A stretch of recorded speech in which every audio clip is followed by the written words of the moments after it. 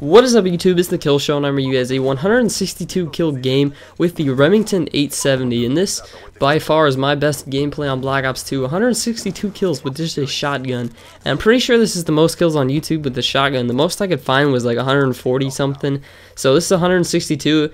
If it isn't the highest, let me know in the comments, but as far as I know, this is the highest, so it's pretty impressive gameplay. It's pretty rush happy actually, so hopefully you guys do enjoy it. But something kind of funny about this game is I am actually not a very good player at all in like Call of Duty history of using shotguns, because I've just been a terrible player when it comes to using shotguns. I've never really been able to use them very well. I think in all of MW3 I had like 2 or 3 shotgun Moabs. I just wasn't very good with them, I wasn't very consistent, and for some reason in this game, everything really went my way. I played smart, and it wasn't necessarily like me being with the shotgun, it was just me making smart decisions a lot of the times, knowing when to get closer to the enemies and what routes to take. And that's something you definitely want to kind of train yourself, is just what routes to take, what's the best way to go. And that's where it really came in handy in this map. As you guys probably know, Overflow is an extremely small map, so it's got a lot of tight corners and stuff, and I really used it to its its full ability. Is pretty much during the whole gameplay I just try and make my way towards as close as I can to the enemies.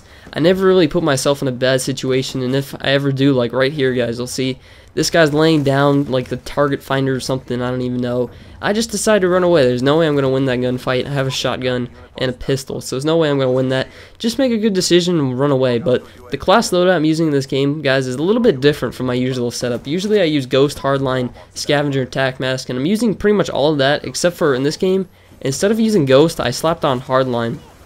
Or not Hardline, excuse me, I slapped on Lightweight, because I figured, if I'm shooting off every, 10 seconds or whatever, every 5-10 seconds, if I'm shooting my shotgun, they're going to know where I am anyway, so what's the point of using Ghost? So I decided, I'm going to slap on Lightweight. It'll make me a little bit quicker, probably, let me get into closer situations, and that's what I want, using a shotgun. So I slapped that on. Very first game I pull out this gameplay, so if you guys are ever using shotguns, I definitely recommend you run Hardline. It just helps you a lot, helps you get a lot closer to the enemies and just rush a lot easier, so definitely feel free to slap that on. But a few tips for using shotguns is, of course, whenever you're using them, you really want to try and get as close as you can to the enemies, because they're not snipers, we'll say. Sometimes these things can't be with the range they have, but really during this whole gameplay, you'll see me try and make my way as close as I can to the enemy without them knowing, because I don't just take them all on full head.